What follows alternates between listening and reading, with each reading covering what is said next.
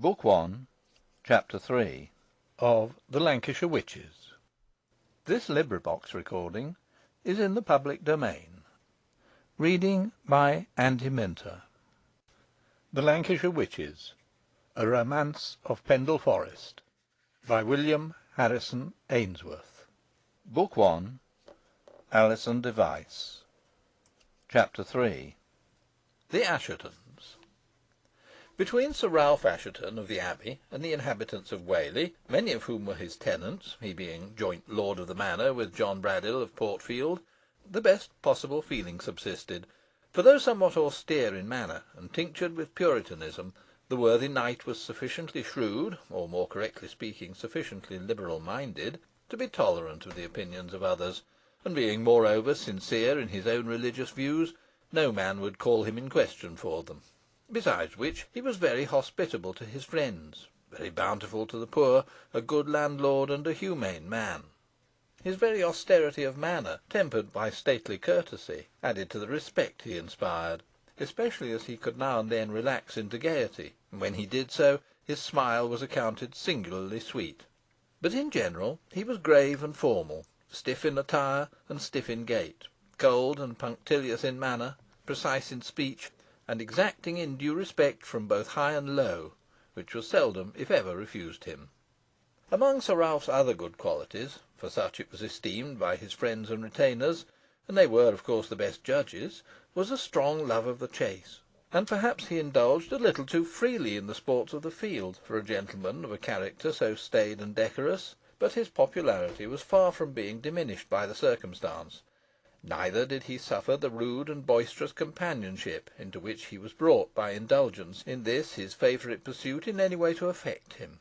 Though still young, Sir Ralph was prematurely grey, and this, combined with the sad severity of his aspect, gave him the air of one considerably past the middle term of life, though this appearance was contradicted again by the youthful fire of his eagle eye. His features were handsome and strongly marked, and he wore a pointed beard and moustaches with a shaved cheek.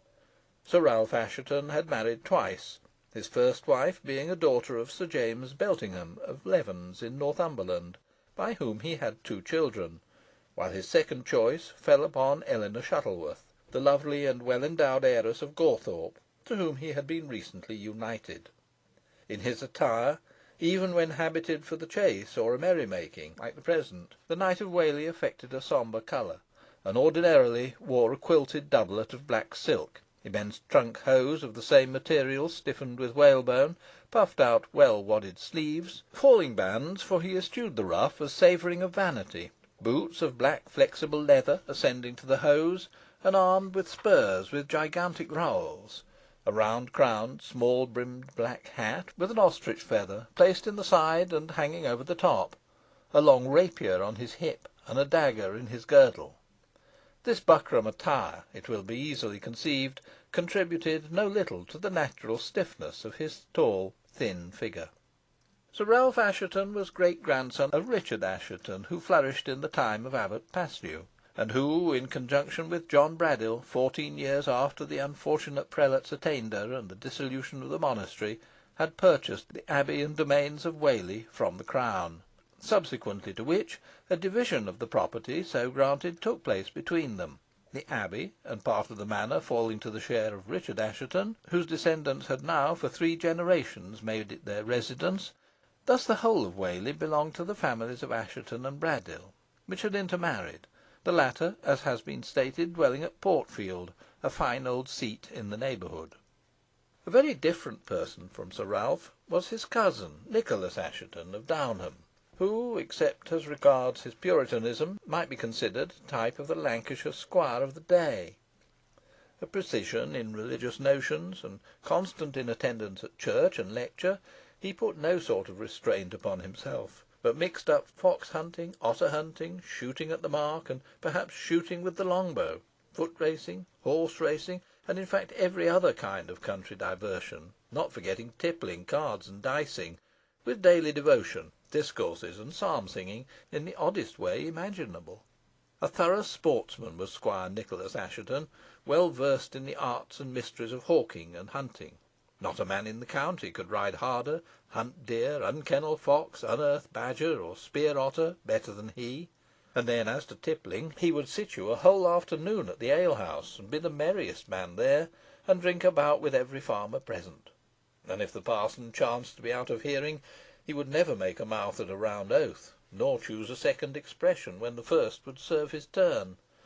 Then, who so constant at church or lecture as Squire Nicholas? And though he did snore sometimes during the long sermons of his cousin, the rector of Middleton. A great man was he at all weddings, christenings, churchings, and funerals, and never neglected his bottle at these ceremonies, nor any sport indoors or out of doors meanwhile. In short, such a roystering Puritan was never known. A good-looking young man was the Squire of Downham, possessed of a very athletic frame, and a most vigorous constitution, which helped him, together with the prodigious exercise he took, through any excess. He had a sanguine complexion, with a broad, good-natured visage, which he could lengthen at will, in a surprising manner. His hair was cropped close to his head, and the razor did daily duty over his cheek and chin, giving him the Roundhead look, some years later characteristic of the puritanical party. Nicholas had taken to wife Dorothy, daughter of Richard Greenacres of Worston, and was most fortunate in his choice, which is more than can be said for his lady, for I cannot uphold the squire as a model of conjugal fidelity. Report affirmed that he loved more than one pretty girl under the rose. Squire Nicholas was not particular as to the quality or make of his clothes, providing they wore well, and protected him against the weather, and was generally to be seen in doublet and hose of stout fustian, which had seen some service, with a broad-heaved hat, originally green, but of late bleached to a much lighter colour. But he was clad on this particular occasion in ash-coloured habiliments, fresh from the tailor's hands, with buff boots drawn up to the knee, and a new round hat from York with a green feather in it. His legs were slightly embowed, and he bore himself like a man rarely out of the saddle. Downham, the residence of the squire, was a fine old house, very charmingly situated to the north of Pendle Hill, of which it commanded a magnificent view, and a few miles from Clithero. The grounds about it were well wooded, and beautifully broken and diversified, watered by the Ribble, and opening upon the lovely and extensive valley deriving its name from that stream. The house was in good order and well maintained, and the stables plentifully furnished with horses, while the hall was adorned with various trophies and implements of the chase. But as I propose paying its owner a visit, I shall defer any further description of the place till an opportunity arrives for examining it in detail. A third cousin of Sir Ralph's, though in the second degree, likewise present on the May Day in question, was the Reverend Abdias Assheton, rector of Middleton, a very worthy man, who, though differing from his kinsman upon some religious points, and not altogether approving of the conduct of one of them, was on good terms with both. The rector of Middleton was portly and middle-aged, fond of ease and reading, and by no means indifferent to the good things of life. He was unmarried, and passed much of his time at Middleton Hall, the seat of his near relative Sir Richard Assheton, to whose family he was greatly attached, and whose residence closely adjoined the rectory. A fourth cousin also present was young Richard Assheton of Middleton, eldest son and heir of the owner of that estate. Possessed of all the good qualities largely distributed among his kinsmen, with none of their drawbacks, this young man was as tolerant and bountiful as Sir Ralph, without his austerity and sectarianism, as keen a sportsman and as bold a rider as Nicholas, without his propensities to excess, as studious at times, and as well read as Abdias, without his laziness and self-indulgence, and as courtly and well bred as his father, Sir Richard, who was esteemed one of the most perfect gentlemen in the county, without his haughtiness. Then he was the handsomest of his race, though the Asshetons were accounted the handsomest family in Lancashire, and no one minded yielding the palm to young Richard, even if it could be contested, he was so modest and unassuming. At this time Richard Assheton was about 22, tall, gracefully and slightly formed, but possessed of such remarkable vigour that even his cousin Nicholas could scarcely compete with him in athletic exercises. His features were fine and regular, with an almost Phrygian precision of outline. His hair was of a dark brown, and fell in clustering curls over his brow and neck. and his complexion was fresh and blooming, and set off by a slight beard and moustache, carefully trimmed and pointed. His dress consisted of a dark green doublet, with wide velvet hose, embroidered and fringed, descending nearly to the knee, where they were tied with points and ribbons, met by dark stockings, and terminated by red velvet shoes with roses in them. A white feather adorned his black broad-leaved hat, and he had a rapier by his side. Amongst Sir Ralph Assheton's guests were Richard Greenacres of Worston, Nicholas Assheton's father-in-law, Richard Sherborne of Dunnow, near Sladeburne, who had married Dorothy, Nicholas's sister, Mistress Robinson of Raydale House, aunt to the knight and the squire, and two of her sons, both stout youths, with John Braddyll and his wife of Portfield. Besides these, there was Master Roger Nowell, a justice of the peace in the county, and a very active and busy one too, who had been invited for an especial purpose to be explained hereafter. Head of an ancient Lancashire family, residing at Read, a fine old hall, some distance from Whalley, Roger Nowell, though a worthy, well-meaning man, dealt hard measure from the bench, and seldom tempered justice with mercy. He was sharp-featured, dry, and sarcastic, and being adverse to country sports, his presence on the occasion was the only thing likely to impose restraint on the revellers. Other guests there were, but none of any particular note. The ladies of the party consisted of Lady Assheton, Mistress Nicholas Assheton of Downham, Dorothy Assheton of Middleton, sister to Richard, a lovely girl of 18, with light fleecy hair, summer blue eyes, and a complexion of exquisite purity, Mistress Sherborne of Dunnow, Mistress Robinson of Raydale, and Mistress Braddyll of Portfield, before mentioned, together with the wives and daughters of some others of the neighbouring gentry, most noticeable amongst whom was Mistress Alice Nutter of Rough Lee in Pendle Forest, a widow lady, and a relative of the Assheton family.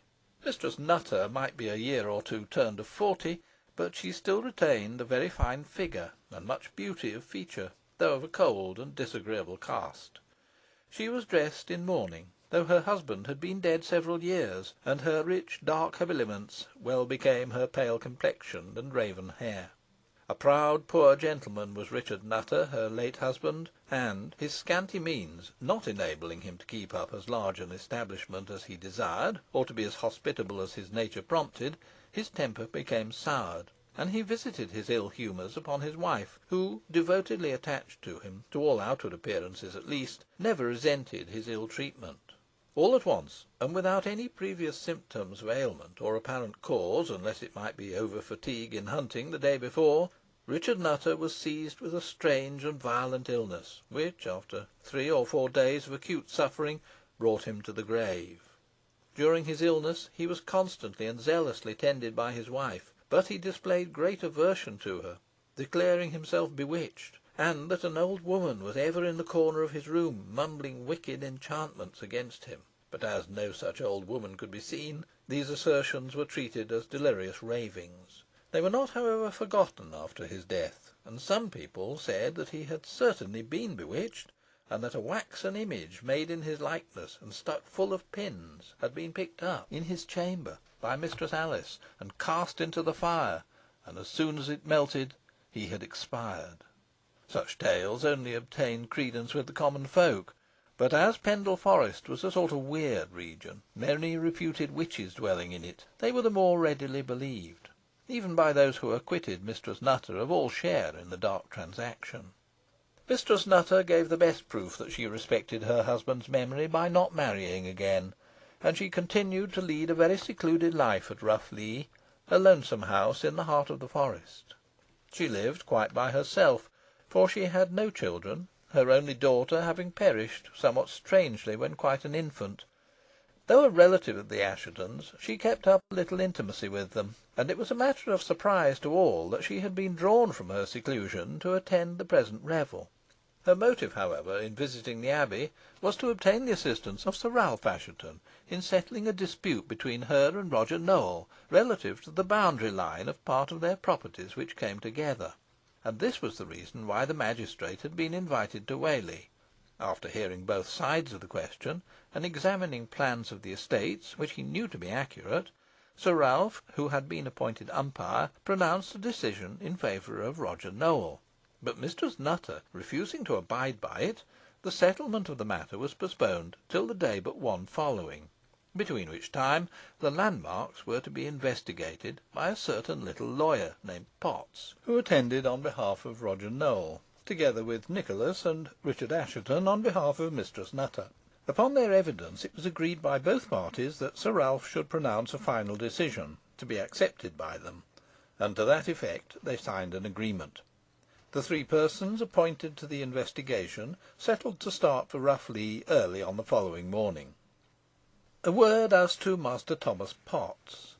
This worthy was an attorney from London, who had officiated as clerk of the court of the assizes at Lancaster, where his quickness had so much pleased Roger Nowell that he sent for him to read, to manage this particular business. A sharp-witted fellow was Potts, and versed in all the quirks and tricks of a very subtle profession, not over-scrupulous, provided a client would pay well, prepared to resort to any expedient to gain his object, and quite conversant enough with both practice and precedent to keep himself straight. A bustling, consequential little personage was he, moreover, very fond of delivering an opinion, even when unasked, and of a meddling, make-mischief turn, constantly setting men by the ears. A suit of rusty black, a parchment-coloured skin, small weazen features, a turn-up nose, scant eyebrows, and a great yellow forehead, constituted his external man. He partook of the hospitality at the Abbey, but had his quarters at the Dragon. He it was who counselled Roger Nowell to abide by the decision of Sir Ralph, confidently assuring him that he must carry his point. This dispute was not, however, the only one the knight had to adjust, or in which Master Potts was concerned. A claim had been recently made by a certain Sir Thomas Metcalfe of Nappay, in Wensleydale, near Bainbridge, to the house and manor of Raydale, belonging to his neighbour John Robinson, whose lady, as has been shown, was a relative of the Asshetons. Robinson himself had gone to London to obtain advice on the subject, while Sir Thomas Metcalfe, who was a man of violent disposition, had threatened to take forcible possession of Raydale, if it were not delivered to him without delay, and to eject the Robinson family. Having consulted Potts, however, on the subject, whom he had met at Read, the latter strongly dissuaded him from the course, and recommended him to call to his aid the strong arm of the law; but this he rejected, though he ultimately agreed to refer the matter to Sir Ralph Assheton, and for this purpose he had come over to Whalley, and was at present a guest at the vicarage. Thus it will be seen that Sir Ralph Assheton had his hands full, while the little London lawyer, Master Potts, was tolerably well occupied. Besides Sir Thomas Metcalfe, Sir Richard Molyneux and Mr. Parker of Browsholme were guests of Dr. Ormerod at the vicarage. Such was the large company assembled to witness the May Day revels at Whalley, and if harmonious feelings did not exist among all of them, little outward manifestation was made of enmity. The dresses and appointments of the pageant having been provided by Sir Ralph Assheton, who, Puritan as he was, encouraged all harmless country pastimes, it was deemed necessary to pay him every respect, even if no other feeling would have prompted the attention, and therefore the troop had stopped on seeing him and his guests issue from the Abbey gate. At pretty nearly the same time, Dr. Ormerod and his party came from the vicarage towards the green.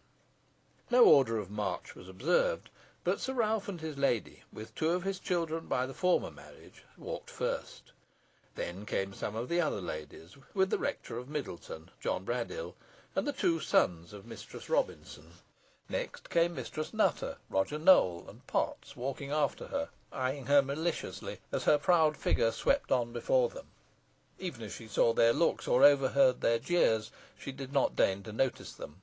Lastly came young Richard Assheton of Middleton, and Squire Nicholas, both in high spirits, and laughing and chatting together. "A brave day for the morris dancers, cousin Dick," observed Nicholas Assheton, as they approached the green, "and plenty of folk to witness the sport. Half of my lads from Downham are here, and I see a good many of your Middleton chaps among them. How are you, Farmer Tetlow?" he added, to a stout, hale-looking man, with a blooming countrywoman by his side. "Brought your pretty young wife to the rush bearing, I see." "Yea, squire," rejoined the farmer, "and mightily pleased her be wi' it, too." "Happy to hear it, Master Tetlow," replied Nicholas. "She'll be better pleased before the day's over, I'll warrant her. I'll dance a round with her myself in the hall at night. Theere now, Meg, why dunna you mak t' squire a curtsey, wench, and thank him?" said Tetlow, nudging his pretty wife, who had turned away rather embarrassed by the free gaze of the squire. Nicholas, however, did not wait for the curtsey, but went away laughing, to overtake Richard Assheton, who had walked on. "Ah, here's Frank Garside," he continued, espying another rustic acquaintance. "Hullo, Frank! I'll come over one day next week, and try for a fox in Easington Woods. We missed the last, you know. Tom Brockholes, are you here? Just ridden over from Sladeburne, eh? When's that shooting match at the Bodkin to come off, eh? Mind, it's to be at 22 roods distance. Ride over to Downham on Thursday next, Tom. We'll have a foot race, and I'll show you good sport, and at night we'll have a lusty drinking bout at the alehouse. On Friday we'll take out the great nets, and try for salmon in the Ribble. I took some fish on Monday, one salmon of 10 pounds weight, the largest I've got the whole season. I brought it with me to day to the Abbey. There's an otter in the river, and I won't hunt him till you come, Tom. I shall see you on Thursday, eh?" Receiving an answer in the affirmative, Squire Nicholas walked on, nodding right and left, jesting with the farmers, and ogling their pretty wives and daughters. "I tell you what, cousin Dick," he said, calling after Richard Assheton, who had got in advance of him, "I'll match my dun nag against your grey gelding for 20 pieces, that I reach the boundary line of the Rough Lee lands before you to morrow. What, you won't have it? You know I shall beat you. Ha! Well, we'll try the speed of the two tits the first day we hunt the stag in Bowland Forest. Odds my life!" he cried, suddenly altering his deportment and lengthening his visage, "if there isn't our parson here! Stay with me, cousin Dick, stay with me. Give you good day, worthy Mr. Dewhurst," he added, taking off his hat to the divine, who respectfully returned his salutation. "I did not look to see your reverence here taking part in these vanities and idle sports. I propose to call on you on Saturday, pass an hour in serious discourse. I would call to morrow, but I have to ride over to Pendle on business. Tarry a moment for me, I pray you, good cousin Richard. I fear you, reverend sir, that you will see much here that will scandalise you. Much lightness and indecorum.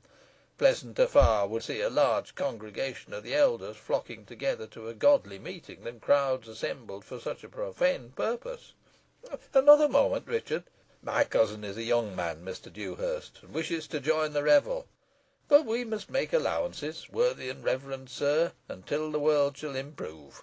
An excellent discourse you gave us, good ear, on Sunday. 8 Romans 12 and 13 verses. It's graven upon my memory, but I have made a note of it in my diary. I come to you, cousin, I come. I pray you walk on to the Abbey, good Mr. Dewhurst, where you will be right welcome, and call for any refreshment you may desire. A glass of good sack, and a slice of venison pasty, on which we have just dined. And there is some famous old ale which I would commend to you, but that I know you care not, any more than myself, for creature comforts. Farewell, reverend sir. I will join you ere long, for these scenes have little attraction for me. But I must take care that my young cousin falleth not into harm." And as the divine took his way to the Abbey, he added laughingly to Richard, "Good riddance, Dick. I would not have the old fellow play the spy upon us. Ah, Giles Mercer," he added, stopping again, "and Jeff Rushton. Well met, lads. What, are you come to the wake? I shall be at John Law's in the evening, and we'll have a glass together. John brews sack rarely, and spareth not the eggs." "But you'll be at the dancing at the Abbey, squire," said one of the farmers. "Curse the dancing!" cried Nicholas. Oh. "I hope the parson didn't hear me," he added, turning round quickly. "Well, well, I'll come down when the dancing's over, and we'll make a night of it." And he ran on to overtake Richard Assheton. By this time, the respective parties from the Abbey and the vicarage having united, they walked on together. Sir Ralph Assheton, after courteously exchanging salutations with Dr. Ormerod's guests, still keeping a little in advance of the company. Sir Thomas Metcalfe comported himself with more than his wonted haughtiness, and bowed so superciliously to Mistress Robinson, that her two sons glanced angrily at each other, as if in doubt that they should not instantly resent the affront. Observing this, As well as what had previously taken place, Nicholas Assheton stepped quickly up to them, and said, "Keep quiet, lads. Leave this dunghill cock to me, and I'll lower his crest." With this he pushed forward, and elbowing Sir Thomas rudely out of the way, turned round, and instead of apologising, eyed him coolly and contemptuously from head to foot. "Are you drunk, sir, that you forget your manners?" asked Sir Thomas, laying his hand upon his sword. "Not so drunk that I know how to conduct myself like a gentleman, Sir Thomas," rejoined Nicholas, "which is more than can be said of a certain person of my acquaintance, who, for aught I know, has only taken his morning pint."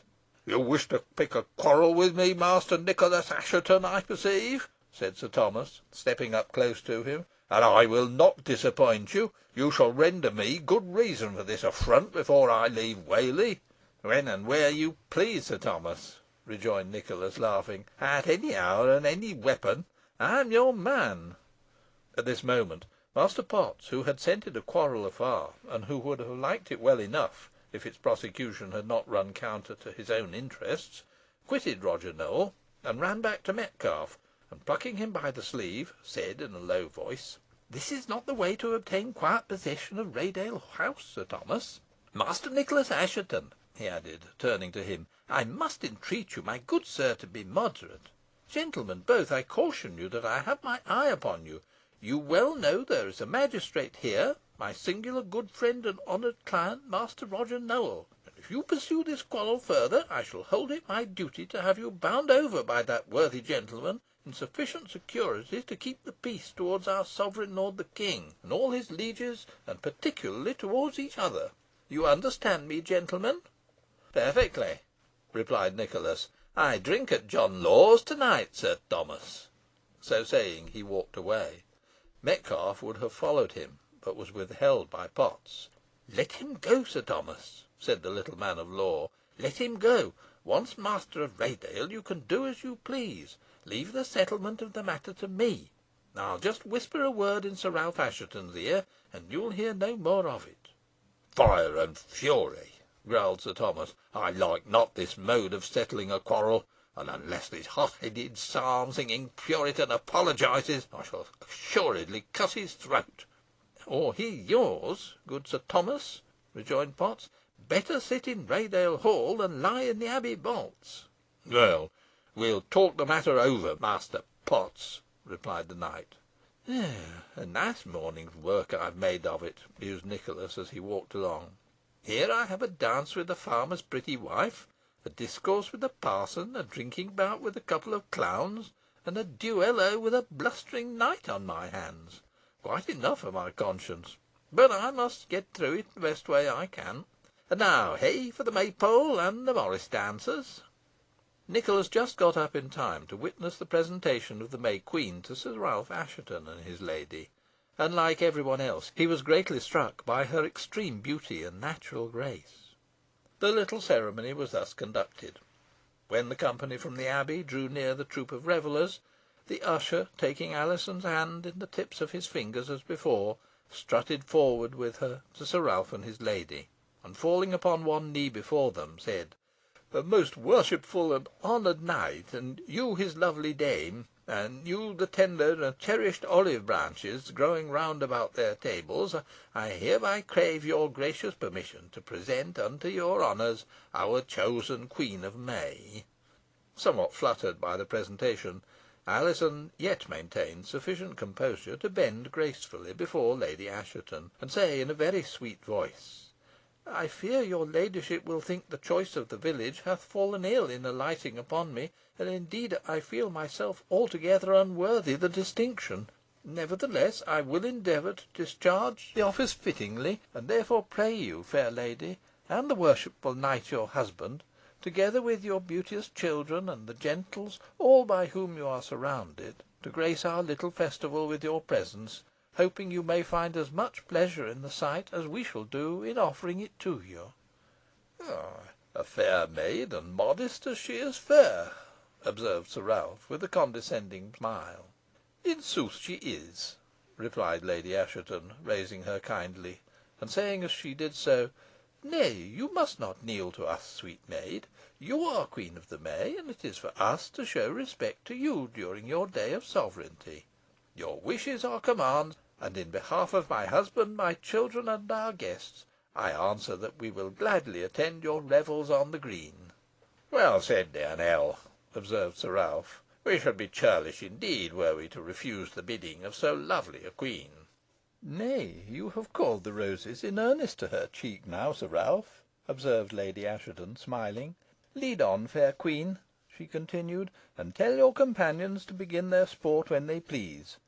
Only remember this, that we shall hope to see all your gay troop this evening at the Abbey, to a merry dance." "Where I will strive to find her Majesty a suitable partner," added Sir Ralph. "Stay, she shall make her choice now, as a royal personage should. For you know, Nell, a queen ever chooseth her partner, whether it be for the throne or for the brawl. How say you, fair one? Shall it be either of our young cousins, Joe or Will Robinson of Raydale, or our cousin who still thinketh himself young, Squire Nicholas of Downham?" "Ay, let it be me, I implore you, fair queen," interposed Nicholas. "He is engaged already," observed Richard Assheton, coming forward. "I heard him ask pretty Mistress Tetlow, the farmer's wife, to dance with him this evening at the Abbey." A loud laugh from those around followed this piece of information, but Nicholas was in no wise disconcerted. "Dick would have her choose him, and that's why he interferes with me," he observed. "How say you, fair queen? Shall it be our hopeful cousin? I will answer for him that he danceth the coranto and la volta indifferently well." On hearing Richard Assheton's voice, all the colour had forsaken Alizon's cheeks, but at this direct appeal to her by Nicholas, it returned with additional force, and the change did not escape the quick eye of Lady Assheton. "You perplex her, cousin Nicholas," she said. "Not a whit, Eleanor," answered the squire. "But if she like not Dick Assheton, there is another Dick, Dick Sherborne of Sladeburne, or our cousin Jack Braddyll; or if she prefer an older and discreeter man, there is Father Greenacres of Worston, or Master Roger Nowell of Read. Plenty of choice." "Nay, if I must choose a partner, it shall be a young one," said Alizon. "Right, fair queen, right," cried Nicholas, laughing. "Ever choose a young man if you can. Who shall it be?" "You have named him yourself, sir," replied Alizon, in a voice which she endeavoured to keep firm, but which, in spite of all her efforts, sounded tremulously. "Master Richard Assheton." "Next to choosing me, you could not have chosen better," observed Nicholas, approvingly. "Dick, lad, I congratulate thee." "I congratulate myself," replied the young man. "Fair queen," he added, advancing, "highly flattered as I am by your choice, and shall so demean myself, I trust, as to prove myself worthy of it. Before I go, I would beg a boon from you. That flower." "This pink?" cried Alizon. "It is yours, fair sir." Young Assheton took the flower, and took the hand that offered it at the same time, and pressed the latter to his lips; while Lady Assheton, who had been made a little uneasy by Alizon's apparent emotion, and who with true feminine tact immediately detected its cause, called out "Now, forward, forward to the Maypole. We have interrupted the revel too long." Upon this the May Queen stepped blushingly back with the usher, who, with his white wand in hand, had stood bolt upright behind her, immensely delighted with the scene in which his pupil, for Alizon had been tutored by him for the occasion, had taken part. Sir Ralph then clapped his hands loudly, and at this signal the tabor and pipe struck up. The fool and the hobby horse, who, though idle all the time, had indulged in a little quiet fun with the rustics, recommenced their gambols, the morris dancers their lively dance, and the whole train moved towards the Maypole, followed by the rush cart, with all its bells jingling and all its garlands waving. As to Alizon, her brain was in a whirl, and her bosom heaved so quickly that she thought she would faint. To think that the choice of a partner in the dance at the Abbey had been offered her, and that she should venture to choose Master Richard Assheton! She could scarcely credit her own temerity. And then to think that she should give him a flower, and, more than all, that he should kiss her hand in return for it. She felt the tingling pressure of his lips upon her finger still, and her little heart palpitated strangely. As she approached the Maypole, and the troop again halted for a few minutes, she saw her brother James holding little Jennet by the hand, standing in the front line to look at her. "Oh, how glad I am to see you here, Jennet!" she cried. "And I am right glad to see you, Alizon," replied the little girl. "Jem has told me what a grand partner you are to ha this e'en." And she added, with playful malice, "Who was wrong when she said the Queen would choose Master Richard?" "Hush, Jennet! Not a word more," interrupted Alizon, blushing. "Oh, I dunna mean to vex you, I'm sure," replied Jennet. "I've got a present for ye." "A present for me, Jennet!" cried Alizon. "What is it?" "A beautiful white dove," replied the little girl. "A white dove! Where did you get it? Let me see it," cried Alizon, in a breath. "Here it is," replied Jennet, opening her kirtle. "A beautiful bird, indeed!" cried Alizon. "Take care of it for me till I come home." "Which winna be till late, ey fancy," rejoined Jennet, roguishly. "Ah!" she added, uttering a cry. The latter exclamation was occasioned by the sudden flight of the dove, which, escaping from her hold, soared aloft. Jennet followed the course of its silver wings as they cleaved the blue sky, and then all at once saw a large hawk, which apparently had been hovering above, swoop down upon it and bear it off. Some white feathers fell down near the little girl, and she picked up one of them and put it in her breast. "Poor bird!" exclaimed the May Queen. "Ay, poor bird!" echoed Jennet, tearfully. "Ah, ye dunna know, Alizon." "Well, there's no use whimpering about a dove," observed Jem, gruffly. "I'll bring ye another first time I go to town." "There's ne'er another bird like that," sobbed the little girl. "Shoot that cruel hawk for me, Jem, win ye?" "Ey conna, wench, when it's flown away," he replied. "But ey'n rob a hawk's neest for ye, if that'll do as well." "Ye dunna understand me, Jem," replied the child, sadly. At this moment the music, which had ceased while some arrangements were made, commenced a very lively tune, known as "Round about the Maypole," and Robin Hood, taking the May Queen's hand, led her towards the pole, and placing her near it, the whole of her attendants took hands, and while a second circle was formed by the morris dancers, and both began to wheel rapidly round her, the music momently increasing in spirit and quickness. An irresistible desire to join in the measure seized some of the lads and lasses around, and they likewise took hands, and presently a third and still wider circle was formed, wheeling gaily around the other two. Other dances were formed here and there, and presently the whole green was in movement. "If you come off Hart Hole to night, Dick, I shall be surprised," observed Nicholas, who, with his young relative, had approached as near the Maypole as the 3 rounds of dancers would allow them. Richard Assheton made no reply, but glanced at the pink which he had placed in his doublet. "Who is the May Queen?" inquired Sir Thomas Metcalfe, who had likewise drawn near, of a tall man holding a little girl by the hand. "Alizon, daughter of Elizabeth Device, and my sister," replied James Device, gruffly. "Humph!" muttered Sir Thomas. "She's a well looking lass, and she dwells here, in Whalley Fellow," he added. "Who dwells in Whalley?" responded Jem, sullenly. "I can easily find her abode," muttered the knight, walking away. "What was it Sir Thomas said to you, Jem?" inquired Nicholas, who had watched the knight's gestures coming up. Jem related what had passed between them. "What the devil does he want with her?" cried Nicholas. "No good, I'm sure. But I'll spoil his sport." "Say but the word, squire, and I'll break every bone in his body," remarked Jem. "No, no, Jem," replied Nicholas. "Take care of your pretty sister, and I'll take care of him."